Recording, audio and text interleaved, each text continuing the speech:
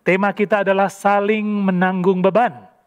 Dan tema itu diambil dari Galatia pasal yang ke-6, ayat pertama sampai dengan yang ke-6. Galatia pasal yang ke-6, ayat pertama sampai dengan yang ke-6, saya akan bacakan bagi saudara-saudara sekalian. Galatia 6, ayat pertama sampai dengan yang ke-6. Saudara-saudara, kalaupun seorang kedapatan melakukan suatu pelanggaran, maka kamu yang rohani harus memimpin orang itu ke jalan yang benar dalam roh lemah lembut, sambil menjaga dirimu sendiri, supaya kamu juga jangan kena pencobaan. Bertolong-tolonganlah menanggung bebanmu, demikianlah kamu memenuhi hukum Kristus. Sebab kalau seseorang menyangka bahwa ia berarti, padahal ia sama sekali tidak berarti, ia menipu dirinya sendiri. Baiklah tiap-tiap orang menguji pekerjaannya sendiri, maka ia boleh bermegah melihat keadaannya sendiri dan bukan melihat keadaan orang lain. Sebab tiap-tiap orang akan memikul tanggungannya sendiri. Ayat yang ke-6, dan baiklah dia yang menerima pengajaran dalam firman, membagi segala sesuatu yang ada padanya dengan orang yang memberikan pengajaran itu. Ayat 2, bertolong-tolonganlah menanggung bebanmu, demikianlah kamu memenuhi hukum Kristus. Saudara-saudara yang dikasihi dalam Tuhan Yesus Kristus, tema saling membantulah kamu, saling menanggung beban. Tema yang sangat indah, tetapi tema yang tidak mudah untuk dilakukan dalam kehidupan kita sebagai umat Tuhan, di dalam gereja, di dalam satu persekutuan. Kenapa demikian? Kalau kita mengingat bacaan dan perenungan firman Tuhan kita pada minggu-minggu yang lalu, ya, kita membahas khususnya dalam Galatia pasal 5 ayat 16 sampai 26. Bicara tentang perbuatan daging versus buah roh. Kita orang percaya, anak-anak Tuhan, tahu bahwa Tuhan sudah memberikan kepada kita buah Roh Kudus ketika kita percaya kepada Dia. Buah yang pemberian anugerah dari Roh Kudus yang tidak bisa kita miliki tanpa anugerah tersebut. Tetapi menjadi tanggung jawab kita, saudara dan saya, mengembangkan buah tersebut dengan cita rasa yang kita uraikan selama beberapa bulan. Cita rasa yang membuat kehadiran Roh Kudus dalam hidup kita membawa kita menjadi serupa Kristus. Tentu dalam satu proses yang panjang, proses seumur hidup. Kita tidak akan sempurna sebelum nanti Kristus menyempurnakan kita. Tapi itulah kita dengan buah Roh Kudus. Pada saat yang sama, kedagingan, tabiat lama masih ada. Tidak langsung mati, tidak langsung hilang. Kita harus berjuang melawan kedagingan tersebut.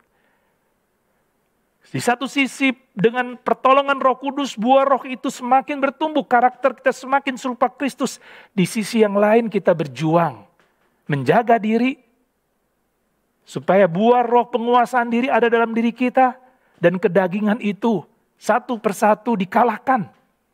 Tapi kalau kita lengah, kita bisa jatuh, saudara. Itu sebabnya di dalam nasihat penutup di ayat 25 dan 26.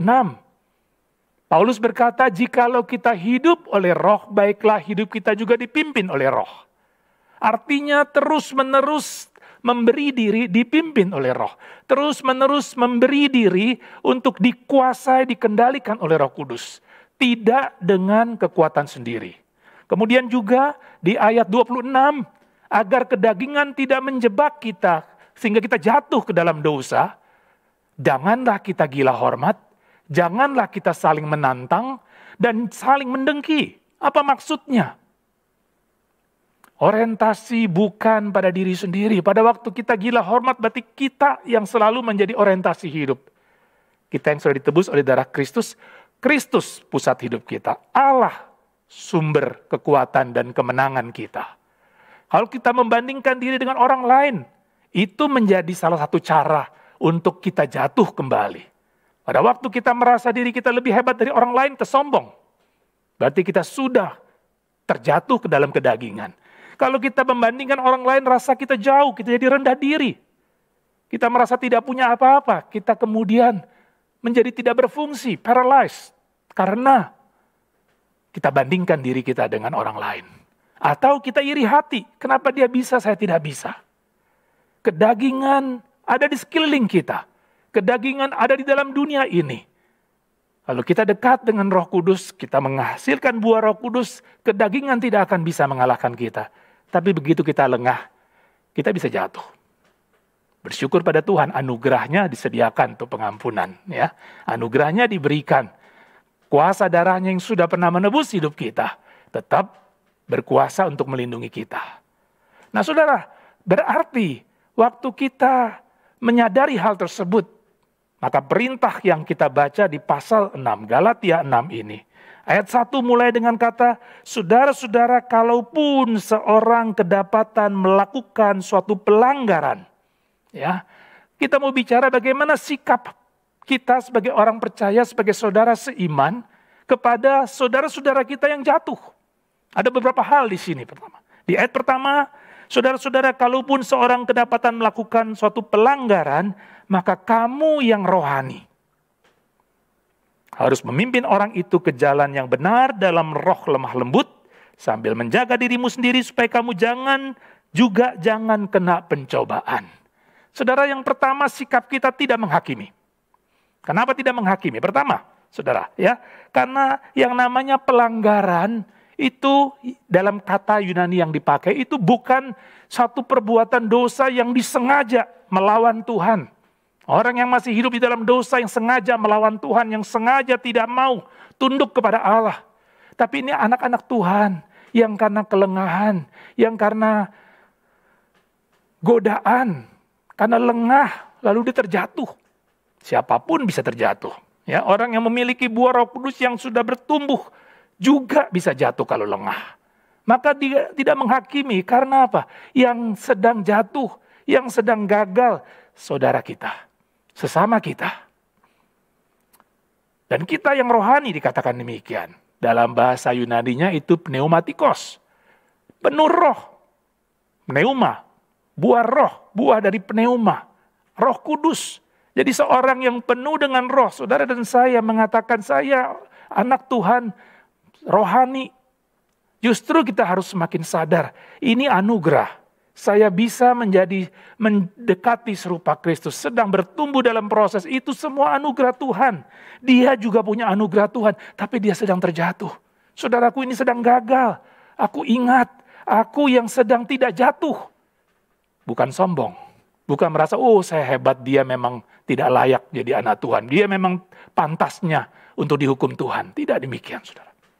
Kita tidak mempunyai jiwa menghakimi, karena justru ada Roh Kudus dalam diri kita yang membawa kita kesadaran untuk rendah hati. Kita pun bisa jatuh.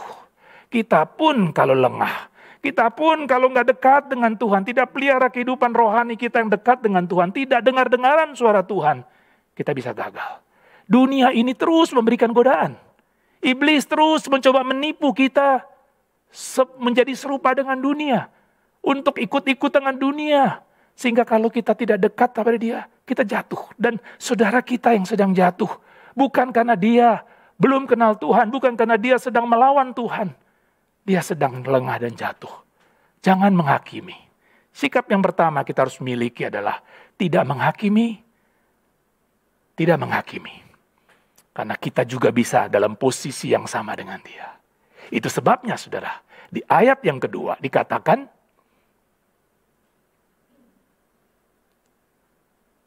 saling menolong menanggung beban. Bertolong-tolonganlah menanggung bebanmu, demikianlah kamu memenuhi hukum Kristus. Saudara, beban di sini maksudnya adalah beban yang berat. Nanti di ayat 5 saudara bertemu lagi dengan kata yang bisa diterjemahkan beban, tapi di sini pakai kata terjemahan tanggungan. Kata Yunaninya berbeda, itu bicara hal yang berbeda. Nanti pada waktunya kita jelaskan itu. Saudara, bertolong-tolonglah menanggung bebanmu. Karena beban jatuh dalam dosa, beban menanggung pencobaan dari dunia ini, itu sangat berat. Sebagai anak Tuhan kita sedang berjalan melawan arus dunia ini. Tidak mudah.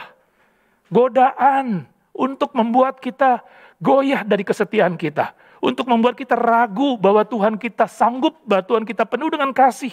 Itu bisa membuat kita lemah karena godaan yang bertubi-tubi. Ya, masa pandemi ini, berapa banyak orang Kristen bergumul sungguh-sungguh karena kehilangan pekerjaan. Karena kehilangan sumber untuk memenuhi kehidupan diri dan kehidupan keluarga. Berapa banyak godaan misalnya untuk melakukan kecurangan demi survive.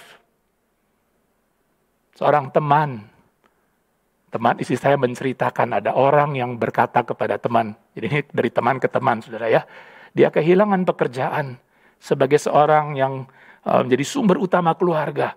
Sampai dia berkata, kalau memang, saya nggak tahu orang Kristen apa tidak saudara, kalau memang tidak ada jalan lain saya akan mencuri, atau merampok, atau melakukan dosa apa saja untuk kebutuhan keluarga saya.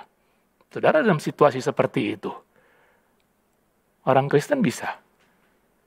Dalam keadaan dia panik mungkin, dalam keadaan dia melihat overwhelmed, segala sesuatu menekan dirinya. Tanggung jawabnya sebagai kepala keluarga misalnya. Bisa membuat dia jatuh. Saling tolong menolong, menanggung beban, artinya kita tahu bahwa orang lain menanggung beban. Dunia ini sedang menanggung beban, anak-anak Tuhan juga menanggung beban. Tuhan tidak pernah menjanjikan ya dunia ini sedang bermasalah lalu orang Kristen lepas dari masalah, tidak. Tapi justru kita dipanggil untuk saling menanggung beban. Ya, kita dipanggil untuk saling menolong dan itu adalah hukum Kristus, hukum kasih, saudara. Ya, kalau kita baca Galatia di pasal sebelumnya, hukum kasih, saling mengasihi sehingga kita saling menolong, saling menguatkan, saling berbagi tanggungan. Prinsip yang kedua, saudara, menghadapi saudara yang jatuh dalam dosa bukan menghakimi. Tapi mencari tahu apa menyebabkan dia jatuh. Apa yang bisa saya lakukan untuk menolong dia bangkit kembali. Bagaimana dia tidak merasa diri sendirian. Saudara, iblis dengan gampang saudara menipu orang yang sedang jatuh. Menutup mata orang yang sedang jatuh. Dan mengatakan kamu sendirian. Nggak ada yang peduli kamu. Kamu harus ikut aku kalau mau menang. Kalau kamu mau bangkit kembali. Karena nggak ada satupun yang mau ikut peduli sama kamu. Tuhan pun nggak peduli. Atau mungkin kalau Tuhan peduli, Tuhanmu nggak sanggup tolong kamu. Berjuang sendiri. Pakai segala cara. Saudara, kalau bukan sesama anak Tuhan. Yang tadi katakan rohani. Yang punya Roh Kudus. Yang sedang tidak jatuh. Peduli. Mengasihi. Mau menolong dan membangkitkan. Bersama-sama menangis, menanggung. Lalu bersama-sama. Ayo kita maju bersama. Ayo apa yang saya bisa tolong. Pribadi kepada pribadi, komunitas dalam satu gereja dan persekutuan, kelompok kecil atau apapun, bisa menjadi cara untuk menolong, saling menolong, menanggung beban. Jangan lupa juga, kata saling itu menegaskan, kita juga bisa satu waktu ada dalam posisi perlu ditolong. Kita juga bisa satu waktu kita lengah dan jatuh, menanggung beban berat, bergumul untuk kesetiaan, tetap komitmen setia sama Tuhan. Dan orang lain, saudara seiman kita. Di dalam kasih Kristus. Menangis bersama kita. Duduk bersama kita. Angkat kita. Menolong bersama-sama kita mengangkat. Saudara, hal yang kedua. Saling menolong, menanggung beban. Yang ketiga, saudara, sikap terhadap saudara yang jatuh dalam dosa. Kita mawas diri. Ayat 3 dan 4, saudara. Sebab kalau seorang menyangka bahwa ia berarti, padahal ia sama sekali tidak berarti, ia menipu dirinya sendiri. Baiklah tiap-tiap orang menguji pekerjaannya sendiri, maka ia boleh bermegah melihat keadaannya sendiri dan bukan melihat keadaan orang lain. Mawas diri, saudara. Ya. Berarti selalu menyadari diri membutuhkan anugerah. Saudara, perumpamaan Tuhan Yesus tentang orang Farisi dan pemungut cukai. Yang seorang adalah seorang rohaniwan pada masa itu. Tetapi yang hidupnya berpusat pada diri sendiri, merasa dirinya hebat, merasa dirinya lebih daripada orang pemungut cukai yang datang bersama-sama di bait Allah untuk berdoa. Saudara nanti bisa membacanya setelah Setelah selesai ibadah ini, ya, kalau belum tahu ceritanya, tapi boleh dibaca ulang untuk menghayati kembali. Orang Farisi ini, saudara, merasa dirinya berarti. Dia bukan datang untuk berdoa, dia datang untuk memegahkan diri. Dia datang untuk memegahkan diri karena segala perbuatan yang diyakini, perbuatan-perbuatan yang diperhitungkan sebagai pahala dirinya. Dia merasa diri segala-galanya. Padahal, selesai perumpamaan itu diceritakan, Tuhan Yesus bilang, pemungut cukai yang memang gak punya apa-apa, yang bahkan tidak berani menengadahkan kepalanya ke langit kepada Tuhan, menundukkan diri dan memukul dada, Tuhan kasihani aku orang berdosa. Justru orang itu pulang dalam keadaan dibenarkan. Karena bukan karena merasa diri benar, tapi karena Allah yang menjadi sumber pembenaran. Allah yang menyatakan engkau benar karena engkau sadar dirimu, mawas diri, saya jatuh, saya tidak pantas, saya tidak layak, kasihani aku Tuhan. Orang itu beroleh kasih karunia. Sebaliknya orang Farisi yang memegahkan diri, yang merasa diri hebat, dia pulang tidak membawa berkat Tuhan, dia pulang tidak dibenarkan Tuhan karena dia masih tinggal berdosa. Dosanya adalah kesombongan. Dosanya adalah memandang rendah orang lain. Dosanya adalah menghakimi. Dosanya adalah tidak peduli dengan beban orang lain. Dia hidup untuk dirinya sendiri. Bahkan Tuhan pun dia harapkan untuk memberkati dirinya. Dia pulang dengan hampa. Kenapa? Tidak mawas diri, saudara. Menjadi orang yang menjadi saudara yang mau menanggung, yang mau mengasihi sama kita, kita juga harus selalu memeriksa diri kita sendiri. Kita juga harus selalu peka di hadapan Tuhan. Allah standar utama kita.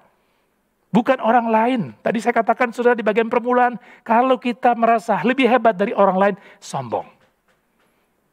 Merasa diri berarti padahal tidak ada artinya di hadapan Tuhan.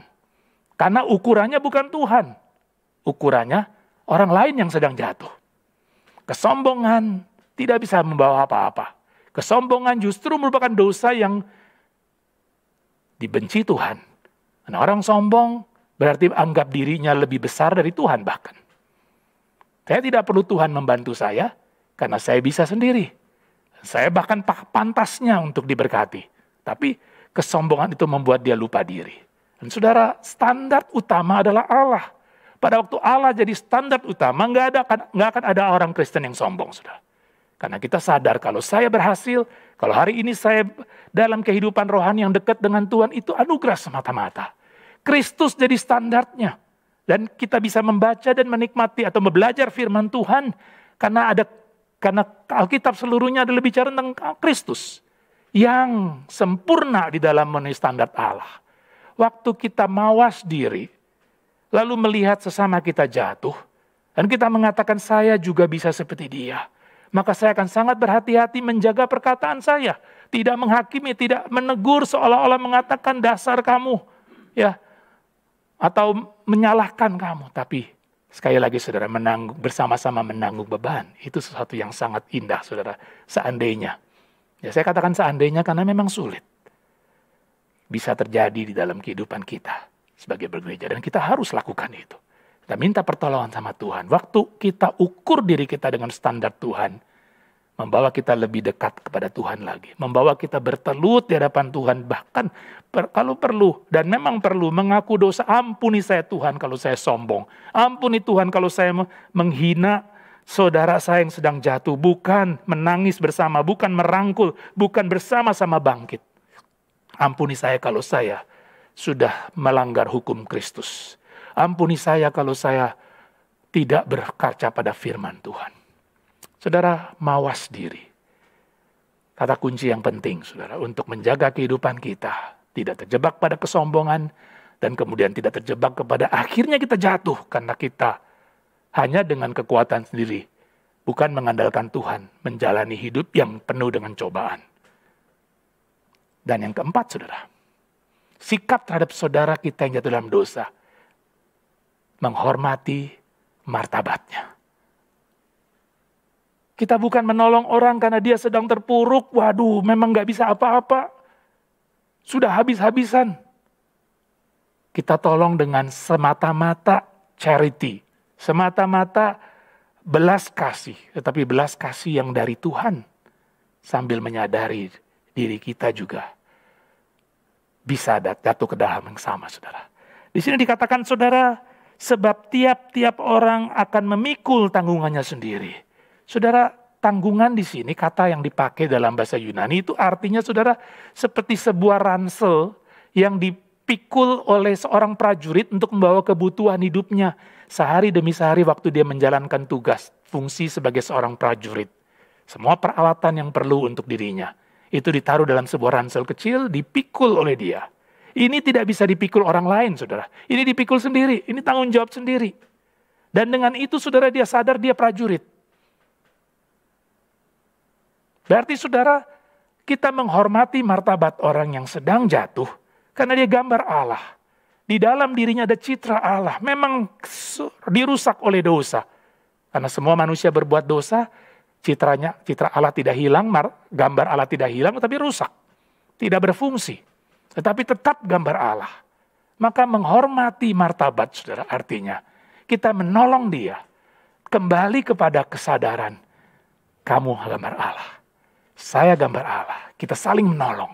Ada bagianmu yang harus kamu ada bagianmu yang harus kamu pegang, kamu kerjakan. Ayo bangkit bersama-sama. Ingat panggilanmu. Ya, saudara tahu ringan sama dijinjing, berat sama dipikul. Itu bicara solidaritas kemanusiaan, ya. Ringan sama dijinjing, berat sama dipikul. Artinya kita mau bangkit bersama-sama karena kita sama-sama manusia, gambar Allah, ciptaan. Kita sama-sama memiliki potensi ilahi. Karena diwarnai oleh dosa, rusak, jatuh, tidak berarti lalu kita bukan lagi manusia, saudara. Kalau kita memberi diri terus kalah di dalam kedagingan, ya kita kehilangan mungkin, ya, sense kemanusiaan tersebut, walaupun tetap manusia, saudara. Salah satu cara untuk menolong saudara kita yang jatuh adalah membangkitkan kembali kesadaran. Kamu berharga di mata Tuhan. Kamu tetap dikasih Tuhan. Darah Kristus yang menebus kamu tetap menjadi sumber pembersihan hidupmu dari dosa untuk bangkit kembali. Menghormati martabat, saudara. Bagian yang penting dari sikap kita. Menolong sesama kita, saudara seiman kita yang sedang jatuh. Ajak dia kembali menyadari. Kasih Allah tetap ada. Bahkan ajak dia untuk menyadari. Kesempatan jatuh. Bukan untuk harus jatuh. Tapi kesempatan jatuh jadi kesempatan bagi Tuhan untuk membentuk dirinya. Untuk memproses dirinya. Disiplin rohani. Saudara kalau menengok ke perjanjian lama, saudara ya, ketika para nabi menegur dosa Israel, ya, para nabi menegur dosa Israel, mengancamkan penghukuman yang keras kepada Israel yang terus hidup di dalam memberontakkan kepada Allah. Nabi-nabi tidak memaksudkan penghukuman itu untuk membinasakan umat Tuhan. Nabi-nabi selalu memaksudkan supaya lewat penghukuman itu kamu sadar. Kamu sedang jauh melawan Tuhan. Tapi Tuhan yang mengasihi kamu, yang sudah pilih kamu jadi umat pilihan, tetap mengasihi kamu dengan kasih yang sama. Maka hukuman ditujukan supaya terjadi pertobatan. Pertobatan berarti mengaku saya salah, mengaku saya sedang jatuh, dan minta pengampunan dari Tuhan. Bersedia terima disiplin dari Tuhan, yaitu dalam bentuk penghukuman, supaya boleh diampuni dan kemudian dimurnikan. Dari di dalam pemurnian akhirnya boleh dipulihkan. Itu proses yang selalu diberikan oleh Tuhan lewat para nabi ketika menegur umat Tuhan di perjanjian lama. Saudara, Kristus sudah mati buat kita orang berdosa. Siapapun kita yang sudah ditebus Kristus, betapapun kita jatuh terpuruk seolah-olah sudah kehilangan segala-galanya, kita tetap umat tebusan Tuhan. Maka dengan kesadaran ini, bukan kesombongan, tapi dengan sangat rendah hati.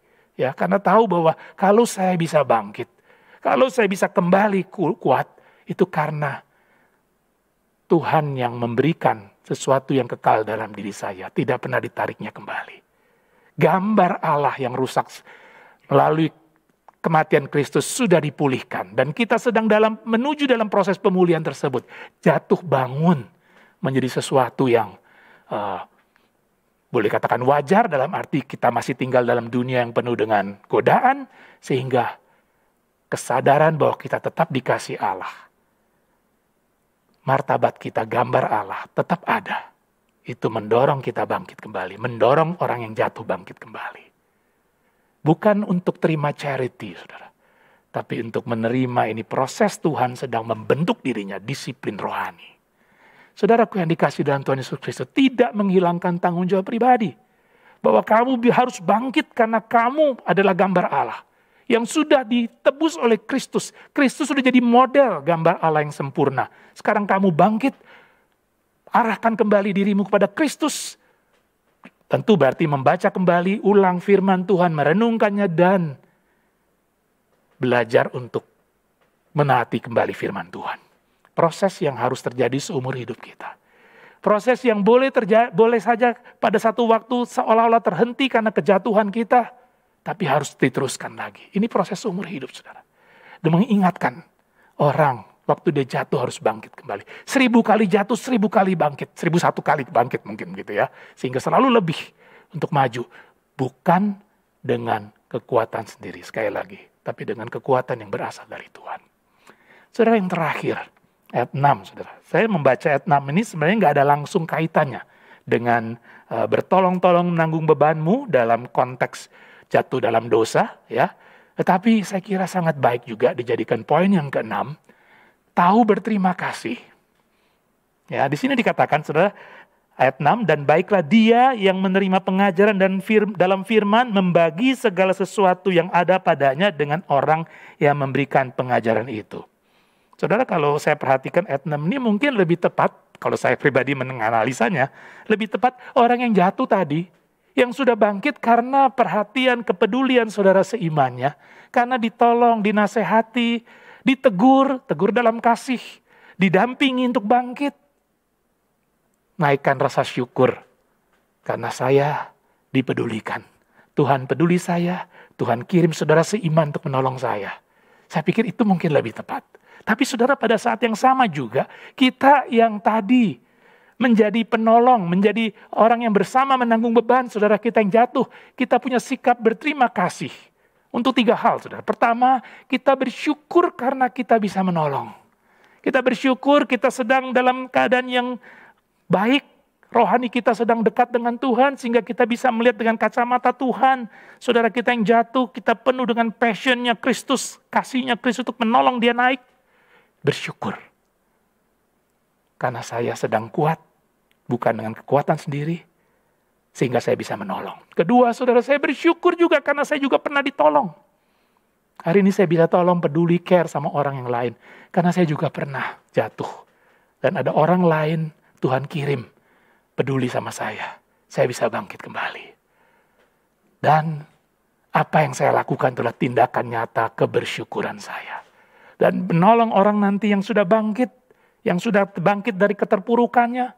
Yang sudah kembali kepada martabatnya, bersyukur, punya pengalaman. Mungkin itu pengalaman pahit, mungkin pengalaman tidak enak. Sekaligus pengalaman bahwa kasih Tuhan tidak pernah hilang, tidak pernah ditarik dari dirinya. Bersyukur ada orang-orang sekeliling yang karena kasih Tuhan menolong dia. Dan dalam rangka bersyukur tuh siap juga menjadi penolong orang-orang yang membutuhkannya. Saya kenal seorang teman, ya baru aja berkenalan ya. Istrinya sedang membantu kami dalam usaha warung nasi rempah kami.